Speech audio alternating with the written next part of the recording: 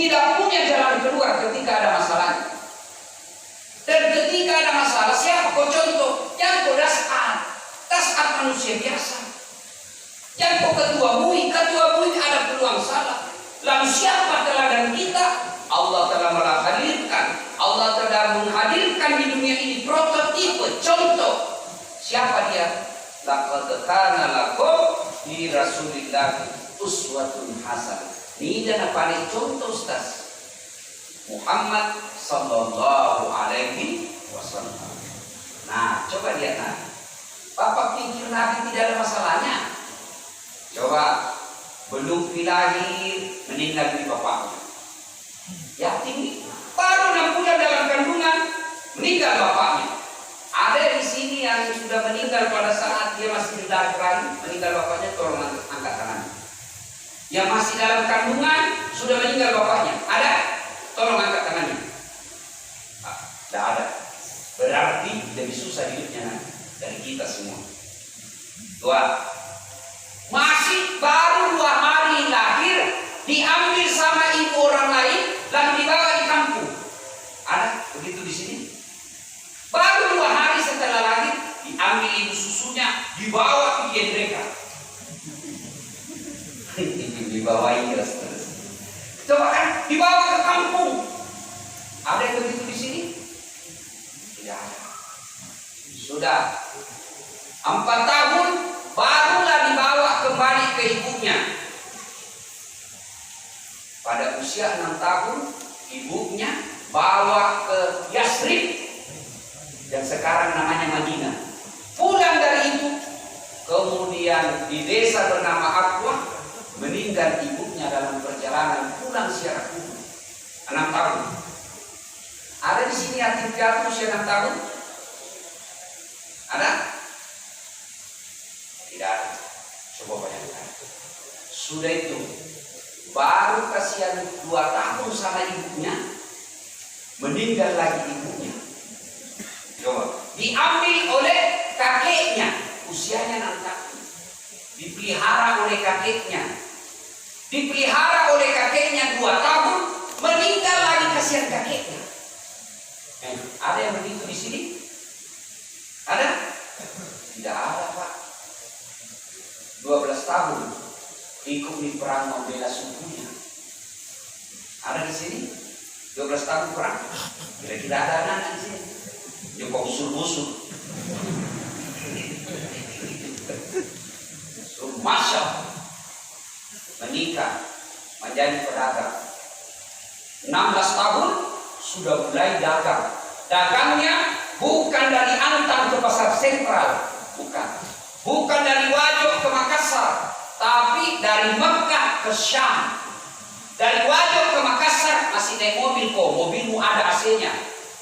Bukan kau bawai, ada sopirmu. Tapi Nabi dari Mekah ke Syam pakai unta, melewati padang pasir.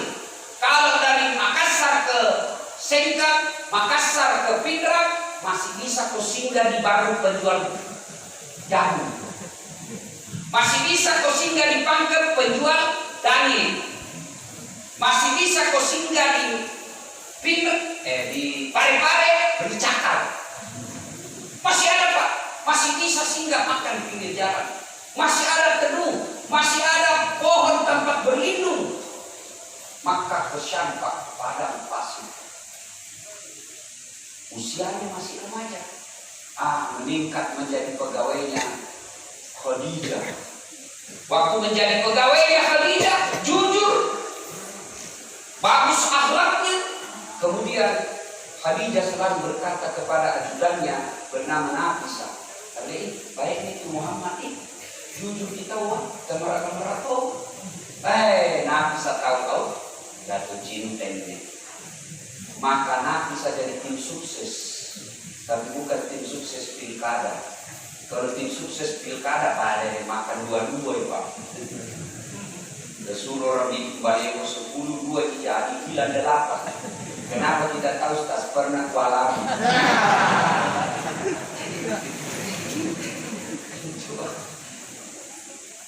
Akhirnya Nafisah menyampaikan kepada Muhammad, bagaimana kalau ada perempuan suka kok. Jadi alhamdulillah berkat. Tapi dia perempuan tuan, karena tidak jadi masalah.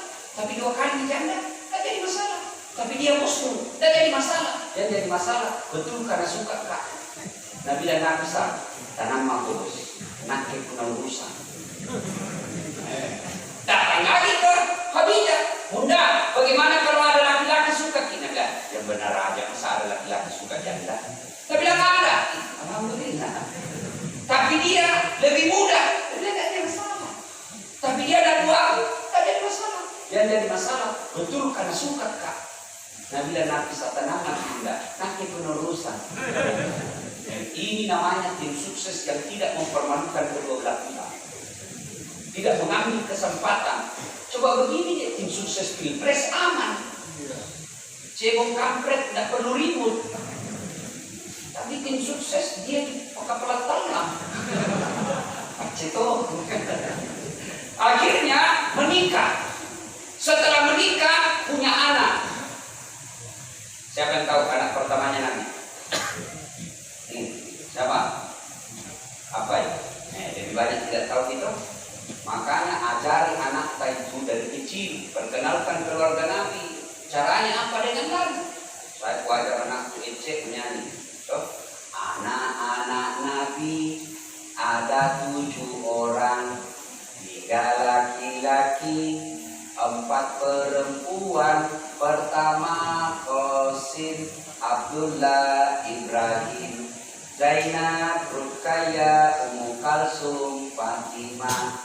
Ibunya bernama Siti Aminah, ayahnya bernama Abdullah, kakeknya bernama Abdul Muthalib, pamannya bernama Abu Thalib. Kita tahu nama-namanya anaknya Nabi, paman kakeknya Nabi. Itulah bagus Pak. Makanya jangan juga sering haramkan itu lagu. Karena itu lagu bagus. Karena itu anak-anak baru belajar agama 1 buku aja. Nah kalau lagu haram tergantung bos. Kalau lagu-lagu pace yang menyesatkan ya haram. Aku banjago, banjago kau minta ampun. Minta ampun sama Allah, bukan banjago. Putar ke kiri, putar ke kiri. Lagu patolo-tolo. Tapi kalau yang seperti tadi masa tuh haram sejarahnya kawan Nabi. Perkenalkan. Nah, sudah itu sudah menikah 7 anak Nabi. Dari 7 anak Nabi, Seti dikasih nikah malopo. Coba bayangkan penderitaannya Nabi. 7 anak Nabi, 1 aja didapatinya dewasa dan mendapati Nabi menjadi rasul. Hanya Fatimah. Yang 6 Pak mati muda. Kira-kira ada di sini bapak-bapak 6 anaknya meninggal. Coba angkat tangannya yang 6 ini meninggal anaknya. Tidak ada Pak. Bayangkan penderitaan psikologisnya Nabi. Ikut perang. Dia lihat lagi pamannya yang membelahnya. Yang selalu membelahnya di Makkah. Hamzah. Wafat di perang Uhud. Bukan cuma dilihat meninggal. Dia lihat kasihan itu hidup. Dia mengadalanya. Dia ambil hatinya itu Hamzah. Dia lihat dari atas gunung Uhud, bukit Uhud. Ada yang pernah lihat pamannya dikasih begitu? Coba, tidak ada Pak. Kita baru tidak lunas cicilan rumah 2 bulan, terus nikah ibu mati, pret.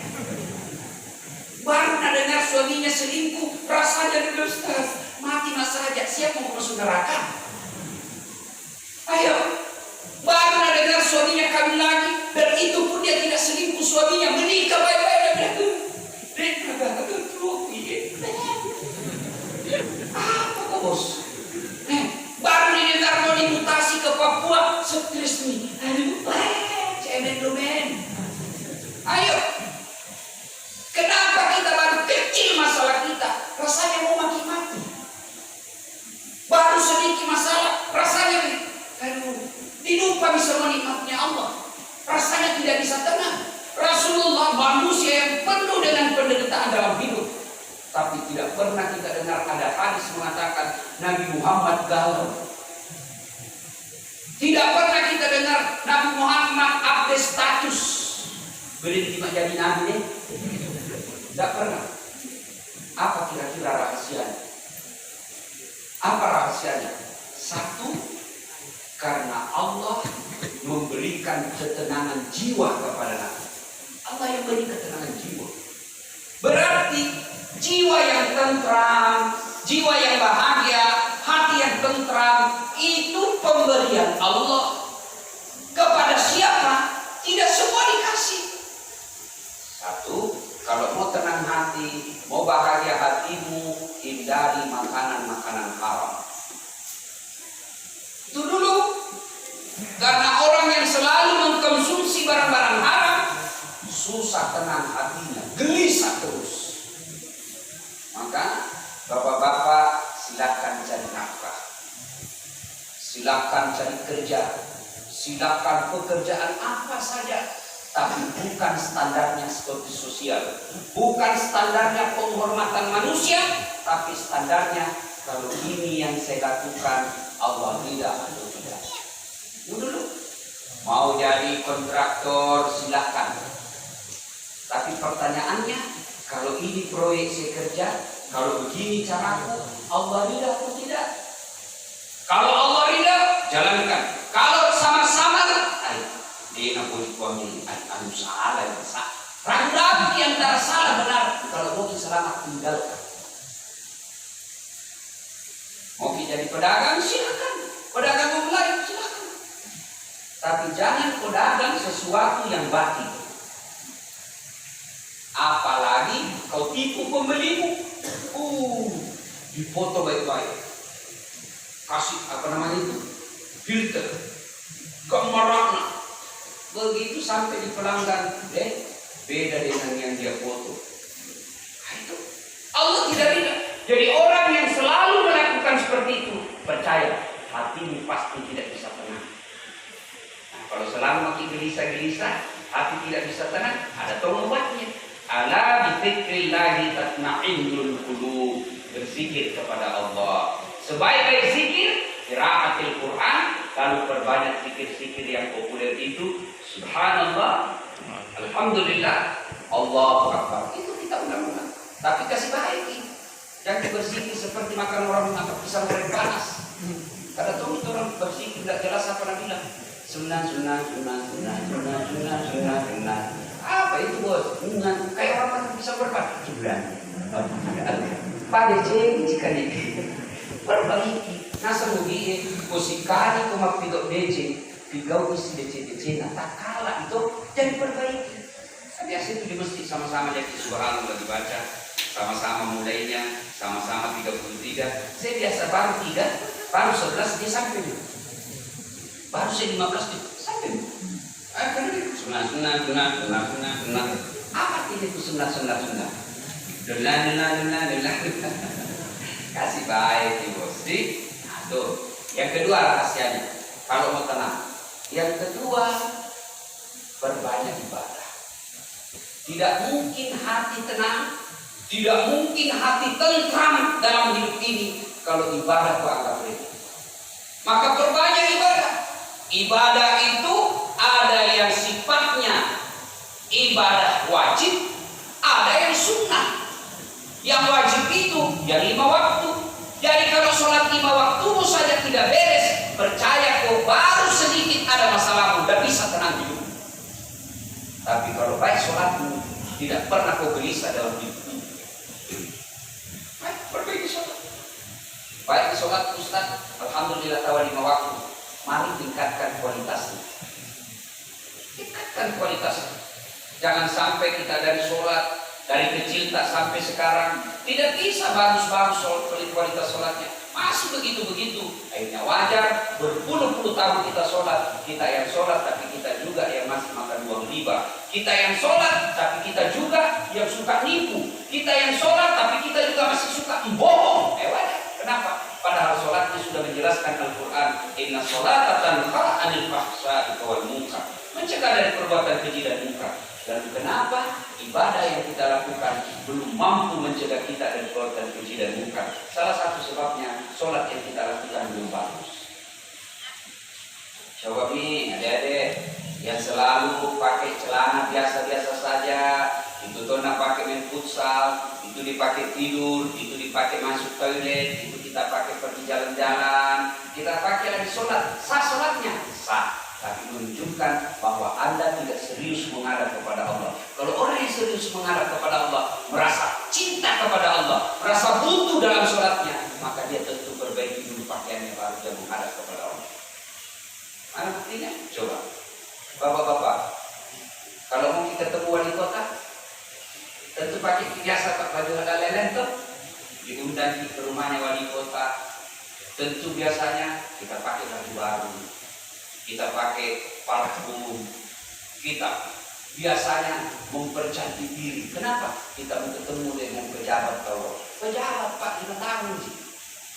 Pun kalau nak benci itu wali kota, yang mau lawan sih. Tunggu misalnya 5 tahun selesai. Selesai kebilah itu kalau dia mau apa lagi sama-sama jadi rakyat.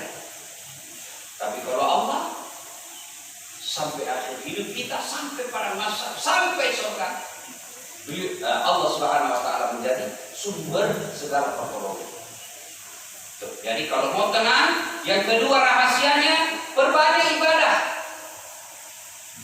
Sholat tadi sempurnakan, tambah sholat sunnah, ada rezeki bersedekah. Allah tidak melihat berapa jumlahnya, yang Allah lihat kita mau tidak bersedekah. Ini yang ketiga. Tadi kita ulang tadi yang pertama, pemberian Allah itu ketenangan jiwa. Yang kedua, perbanyak ibadah. Yang ketiga, banyak-banyak bersyukur. Ini sumber kebahagiaan juga, syukur. Kapan kita tidak bisa bersyukur, maka tidak bisa kita tenang. Orang yang tidak pernah syukur dalam hidupnya, maka dia tidak akan pernah puas dengan apa yang dia miliki. Dan dia tersiksa. Contoh paling sederhana. Tadinya tidak punya rumah, akhirnya punya rumah. Punya rumah standar itu bagus, tapi datang lagi bukan kredit kali bank. Apa namanya itu yang datang-datang di rumah Pak pinjam kredit? Pokoknya itu mau leasing ke apa namanya itu. Ya datang, kalau datang di kantor bilang Ustaz, baiknya di kantor tahu Ustaz, saya bisa bantu video Ustaz. Ini rukota bisa kita jaminkan. Kalau tambah modal tak, kasih kredit Ustaz bisa sampai 4 miliar ini Ustaz. 3 hari dicair. Kalau ada yang tambah kredit Ustaz, enak Ustaz, bisa ditambah mobil operasional supaya pegawai tak tahu tidak naik motor ini berwibawa tahu bikin negosiasi. Kemudian banyak juga modal bisa bikin promosi masuk televisi. Semua yang bagus-bagusnya cerita.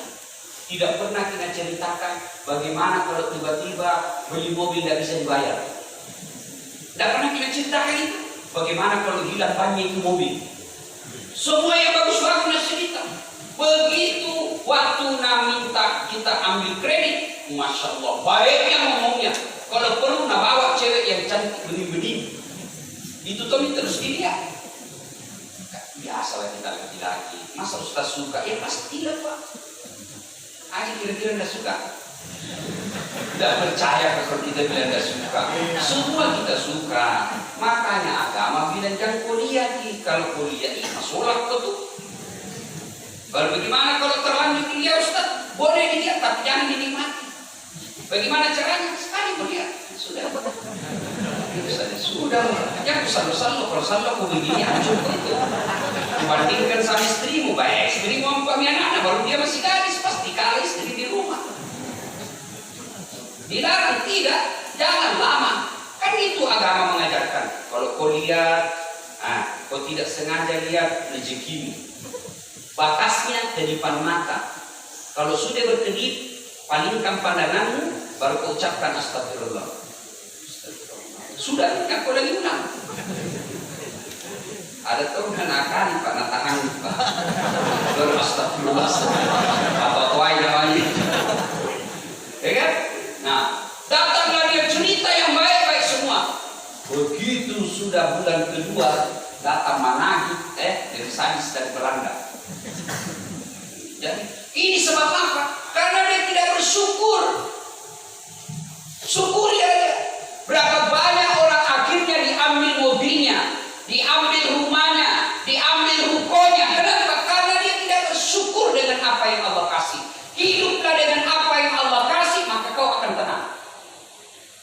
Kalau gajinya kita cuma 5 juta, jangan kau gaya hidup 10 juta, karena pasti pinjam kau 5 juta.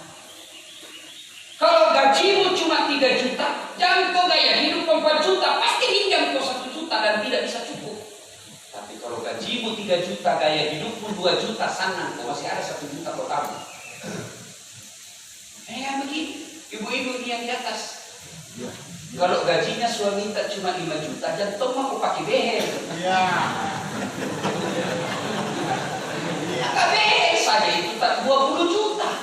Di mana duit? Tapi jangan itu. Apa tahu kamu? Sedikit ada jinu. Bagi satu kali kau mau habis nih. Mau diapa? Mana ada laki-laki yang tidak mau banyak uangnya? Mana ada suami yang tidak mau kasih rumahnya, kasih mewah, kasih AC, kasih mobil lengkap dengan interior yang mewah? Mau semua kita. Tapi kan rezeki bukan kita yang ngatur, Allah yang ngatur. Jadi cekon.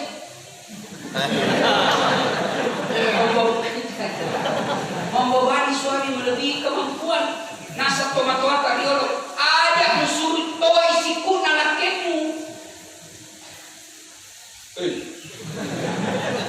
Bisa gigi isi kuta ibu. Gigi ibu kasih di mobilku. Gigi bi. Ada di kulit. Mana Pancasila bagaimana dalam 10 suruh gigi sikunya? Tidak bisa. Maka syukuri. Maka kalau kau bersyukur pasti hatimu tenang. Kalau ada di rumah satu baik, nah lihat lagi rumah tetangga kita, wah bagus dengan tetangganya, bagus dengan televisinya pak, dalam rumahnya meja makannya bagusnya. Siapa bilang kita tidak mau? Mau tahu kita pikir terbatas kita punya rezeki. Dan percaya tidak ada rumah tangga yang sempurna, tidak mungkin. Ada orang Allah kasih rumah tangganya, bagus rumahnya, interiornya mewah, sebuah ekonominya cukup, yang dia mau beli dia bisa. Tapi apa yang terjadi? Suaminya kasar. Bicara sama istrinya kasar. Bicara sama istrinya memaki. Banyak duitnya. Tapi istrinya dimanjakan ekonomi, dia menderita istrinya dari segi perasaan. Ada lagi sebaliknya, suaminya sopan, baik bicaranya, tapi kodong 10 tahun masih ngontrak-ngontrak. Kalau mau sempurna, tidak mungkin. Nabi saja, manusia mulia, tidak ada dosanya, dijamin pasti masuk surga, mulutnya sopan, kelakuannya baik, rumah tangga beliau pun penuh masalah. Apalagi kete, sembahyang hari Jumat saja. Paling cepat pulang, paling terlambat datang. Orang khotbah dia mau WhatsApp. Begitu ada besar cuma maka tidak mungkin kita bisa tenang kalau kita tidak bersyukur. Syukuri, termasuk bapak-bapak mengeluh, istriku tukar mobil Ustaz, jodohmu. Mobil apa? Memang begitu fitrahnya perempuan. Justru kalau ada perempuan tidak suka mobil, bawa ke psikolog. Ada masalah itu. Dia bisa jadi suami. Nah, dapat WhatsAppnya suaminya selingkuh. Lima di Parisa. Sakit-sakit gitu. Begitu pikirannya perempuan. Jadi syukuri itu istri kita. Tapi Nabi ibu damanya saya disyukuri Ustaz. Kenapa damai ibu? Kan bilang Nabi, kalau kau syukuri, maka aku tambah nikmat. Berarti kalau disyukuri kau Ustaz, kami lagi suamiku. Kau perempuan sensitif sekali kalau soal itu. Ya, syukuri. Adik-adik yang punya motor, meskipun motor butut, kalau mau kau tenang, jangan kau lihat motornya temanmu yang bagus. Menderita kau. Bapak-bapak yang sudah punya rumah, jangan kau lihat rumahnya orang, maka kau menderita. Lihat kau tetanggamu yang masih ngontrak-ngontrak. Bapak-bapak yang istrinya tidak terlalu cantik, jangan kau lihat tetanggamu yang cantik, istrinya dapat ganti baru, menderita kok. Lihat kau itu istrinya tetangga yang sudah pensiun, tenang masih lebih bagus istriku, dia masih lebih muda daripada dia. Maka tenang. Maka kalau kalian mau bahagia, itu dengan sesuatu yang lebih tinggi. Karena itu bersyukur kita. Yang keempat, agar hati ini bisa tentram meskipun banyak persoalan dalam hidup. Yang keempat adalah banyak-banyaklah bersabar. Tidak ada dikala dirimu sabar dalam hidup. Tidak ada dikala. Ibu kodong yang sudah 84 tahun, kalau saya telepon pagi atau malam, kami di Mars 2 kali telepon ibu setelah. Pakai mak, di sini mana? Aduh ni mana tahu sih. Pakai si capku sih kapal bujat tak angka mau tapi mani sih. Aduh padi mana nih agak ini pak padi mana? Mak kadakat mak komeman itu dalam surah Yasin. Utambah umurmu, kurangi nikmatmu. Itu kompensasinya. Allah kasih ke umur bertambah, Allah kurangi nikmat. Itu coba kurang. Apa? 84, 85, 88, 90 dikurangi. Telinga mulai tidak bisa mendengar dengan baik. Kurangi itu nikmat.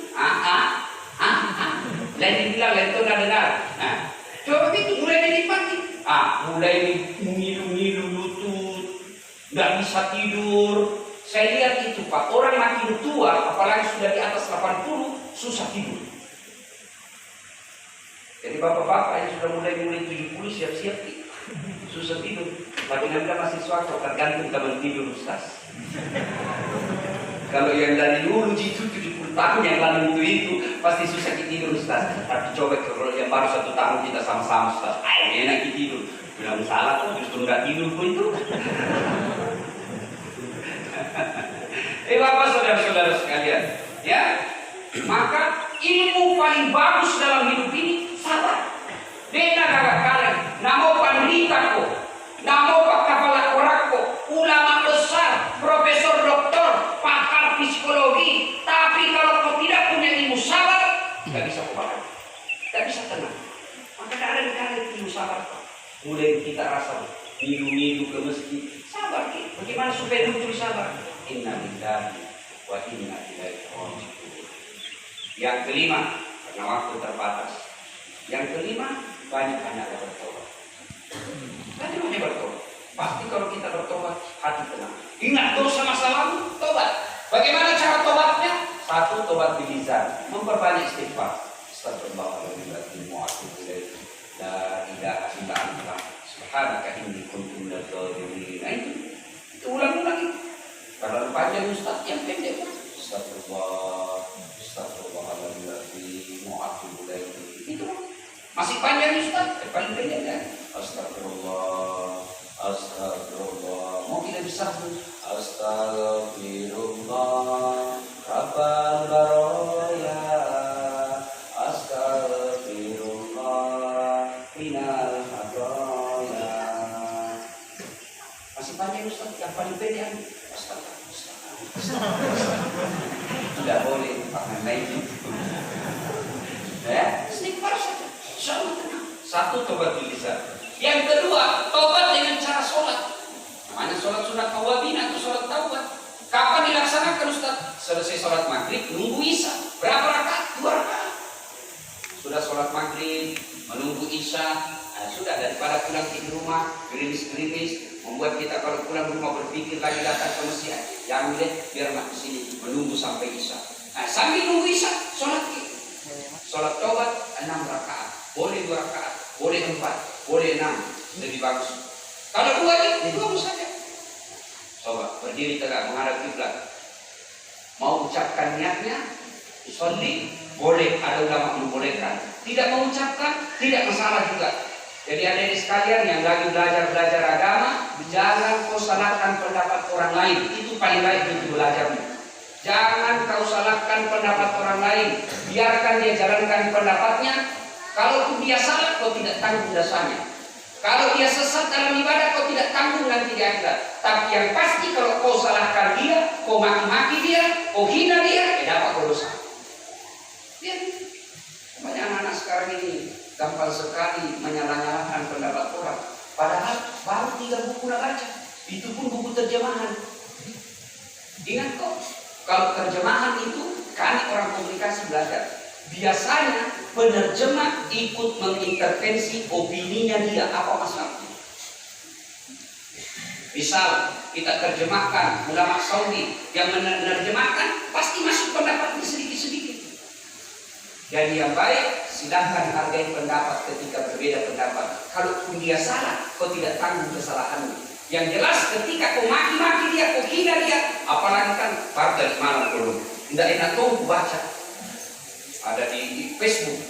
Tidak ada bilang Ustaz Dasat Latif, Dasat Sang Pelawak. Saya bilang dia, begitu kau hina saya di Facebook, kau tanggung dosanya. Nah, karena yang begini saya bahas. Jangan kau hina orang. Kalau kau berbeda pendapat, hargai pendapatnya orang. Islam itu, Nabi itu sangat santun, sangat sopan, menjaga perasaan orang. Mana pernah Nabi kita dengar ceramah memaki-maki orang begini? Tidak pernah, Pak. Kalau Nabi menyinggung sahabatnya, lain niat, lain tunjuk. Maksudnya lain nasihati, lain niat. Sistem karambol.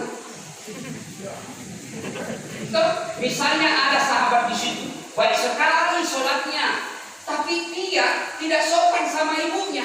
Tidak ada bilang, kau mamaku, ku dengar, lapor-lapor, apa kau ini jelek sifatmu. Tidak begitu, Pak.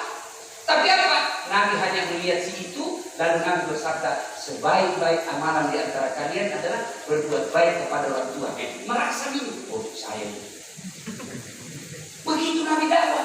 Jadi wajar tidak pernah ada orang tersinggung ketika ketemu dengan Nabi. Bahkan orang yang mau membunuh Nabi sekalipun ketemu, akhirnya masuk Islam. Kau udah maki-maki orang. Kan sudah bilang anak muda yang kepala batu dan ada urusanku. Kenapa? Masukkan neraka urusanku. Susah itu. Susah didakwai dia begitu.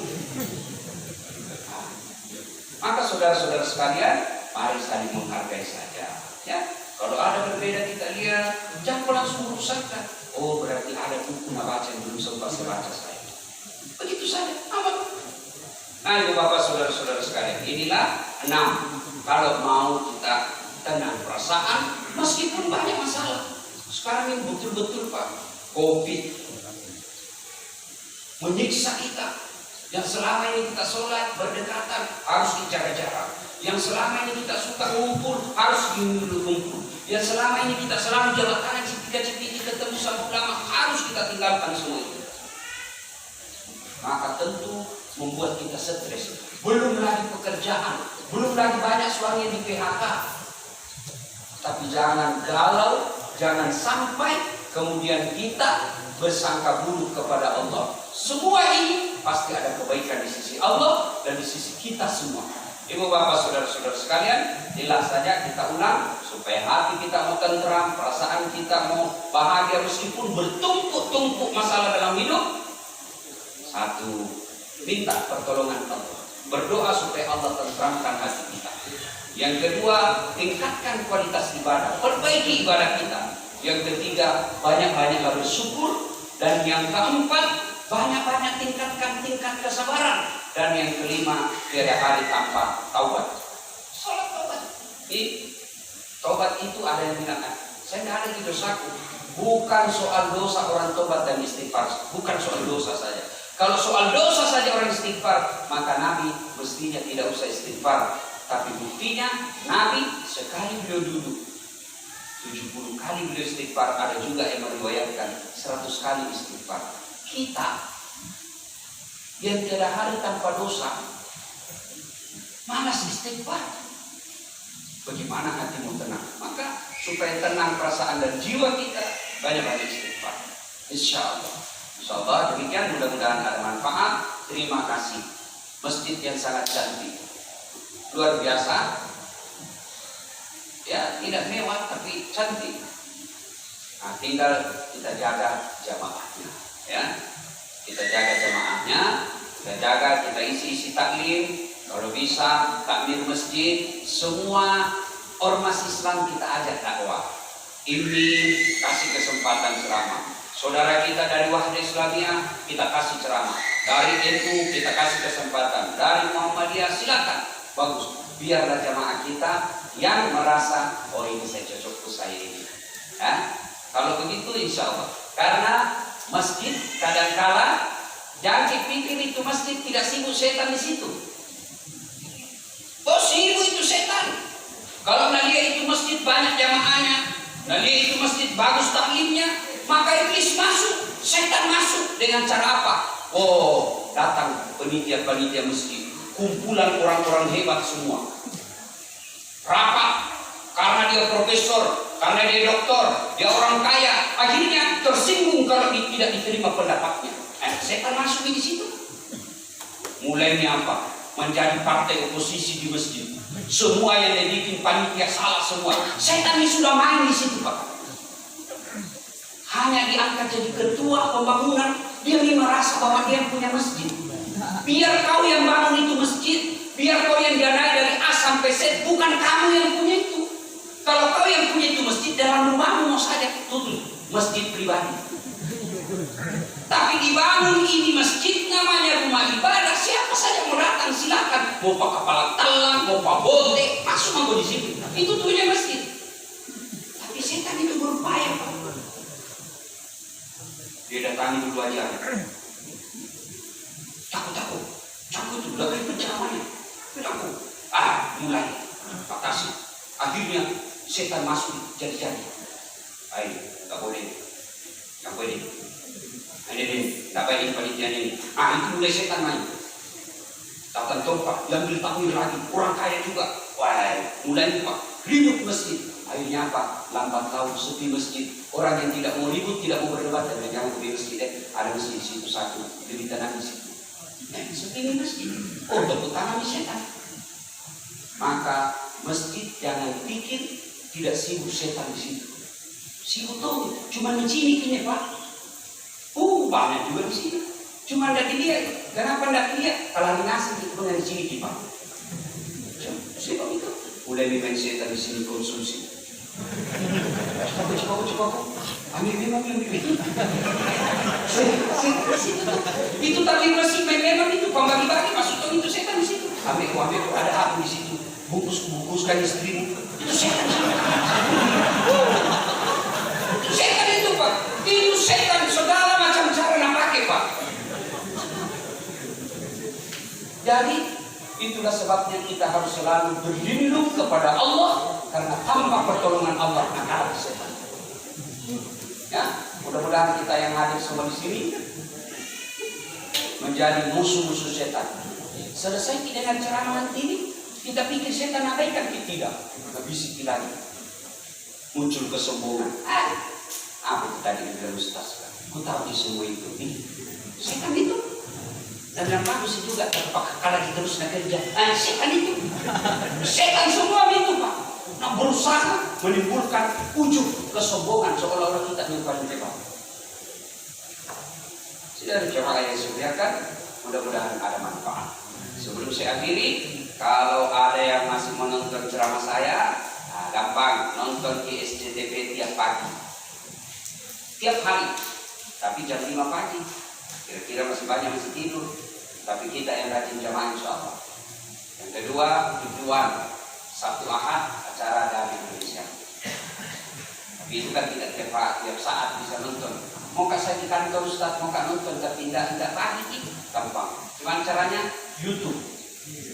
Tulis namaku Dasat Latih. Keluar semua itu ceramah.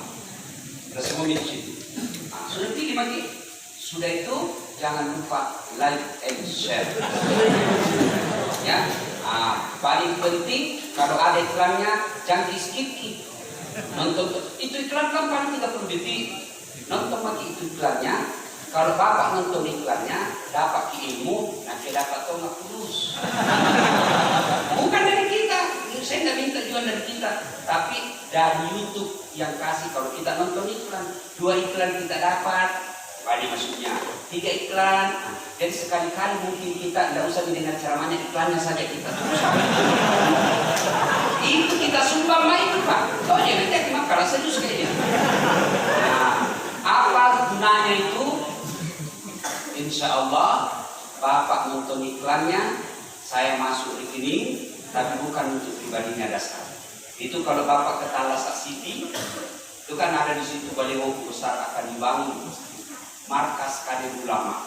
Apa itu Ustaz? Bukan pesantren, pesantren ampun saya, karena saya tidak pernah mondok. Coba penceramah di Indonesia kan hebat-hebat semua, dari luar negeri semua tuh. Coba makin lihat. Guru kita Ustadz Abdul Somad dari mana? Mesir dan apa itu satu lagi? Maroko. Coba guru kita Bahtiar Nasir dari mana? Madinah. Ustadz guru kita Zaitun Rasmin dari Madinah. Salim Billah dari Mesir. Adi Hidayat dari Libya. Hanan Ataki dari Mesir. Das Atlantik SMA Makassar. Nah, saya tidak bisa bikin pesantren, maka saya hanya mau bikin markas kader ulama. Artinya apa Ustaz? Kalau ada dari komplek Bukit Baruga, Ustaz ada tuh itu anakku dari pesantren, tidak bisa ceramah. Sini nih, 3 bulan ikut kursus. Sini, 3 bulan di sini. Tapi tidak tinggal di, datang misalnya asar, bulan sudah maghrib. Nah, jadi di kursus sih, bagaimana dia berdiri, bagaimana dia memilih kalimat, bagaimana dia memilih kisah-kisah untuk berkaitan ceramah, diajarkan di sini. Itu markas kader ulama. Nah, dan masjid, insya Allah di depannya masjid dan di belakangnya ada markas kader ulama. Nah, yang kedua, saya lagi aktif-aktifnya menggalakkan suling, subuh keliling dari masjid ke masjid, karena banyak yang fitnah saya dan bilang Ustaz Dasrat sekarang tidak mau ceramah di Makassar. Bukan tidak mau. Ini jamaah di Makassar 3 hari mau acaranya baru menelpon. Kami capok. Bukan soal capok ini. Orang sudah dijanji bos. Orang-orang dari luar Sulawesi mereka 1 bulan 2 bulan sebelum acaranya sudah daftar. Maka saya tutup acara beberapa hari untuk bersilaturahmi ke masjid-masjid di Makassar. Nah, di komplek Bukit Baruga ini luar biasa banyak masjidnya. Alhamdulillah. Pak, syukur Ki kalau di komplek tak ada masjid. Karena di situ biar anak main. Mau ribut, mau apa, mau baku kejar di masjid, biar namanya anak-anak. Yang tidak baik kalau Pak Asli baku kejar di situ, nanti belajar tidak baik di dia. Kan?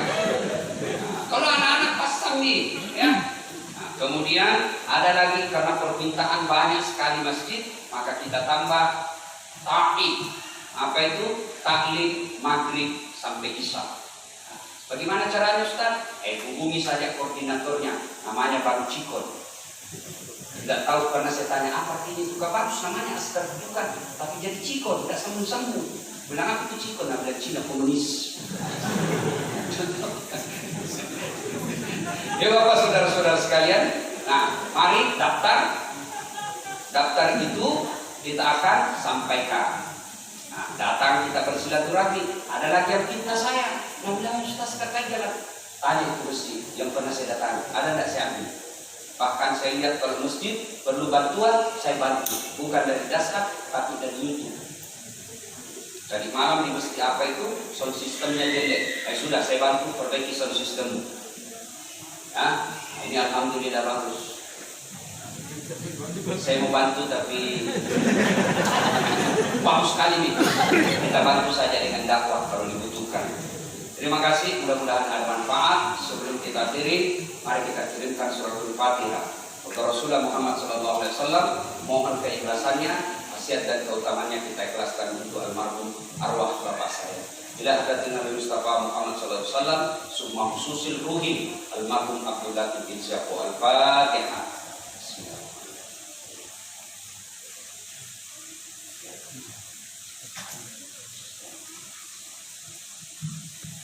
Amin. Terima kasih, lebih dan kurang yang mohon dimaafkan. Fastabiqul khairat. Assalamualaikum warahmatullahi wabarakatuh. Ya, syukur Ustaz. Bapak-bapak kami siapkan teh dan kopi ya. Silakan.